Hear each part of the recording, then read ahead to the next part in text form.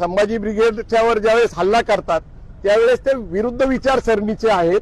हे निश्चित आहे ते भाजपचे कार्यकर्ते आहेत, ते शिवधर्म प्रतिष्ठानच्या नावाने काम करतात। त्यांचं आमचं 2 वेळा संभाषण झालं। त्यांचा आग्रह होता की छत्रपती संभाजी ब्रिगेड असं नाव करा। तांत्रिक अडचण अशी आहे की सचिन कांबळे यांनी संभाजी ब्रिगेड ही जी संघटना आहे तिच्या पुढे छत्रपती संभाजी ब्रिगेड नावाने ऑलरेडी मुंबईमध्ये रजिस्ट्रेशन केलेलं आहे आणि धर्मदाय आयुक्ताकडे नाव बदल करण्यासाठी आपण आग्रह धरला तर पहिली ती संघटना एक तर ती रद्द केली पाहिजे किंवा त्या संघटनेबरोबर आपण सामावून घेतलं पाहिजे। धर्मदाय आयुक्ताने कायदेशीर मार्गाने संभाजी ब्रिगेडला मान्यता दिलेली आहे। पुण्याच्या धर्मदाय आयुक्ताकडे त्याची नोंद आहे। कायदेशीर बाब होती। आमचं त्यांच्याशी संभाषण चालू होतं, परंतु त्यांचा अग्रेसिव्हपणा हा काय फक्त छत्रपती संभाजी ब्रिगेड नाव करण्यामुळे किंवा संभाजी ब्रिगेड याच्यामुळे संभाजीराजेंचा अपमान होतो ही गोष्ट खरी नाहीये।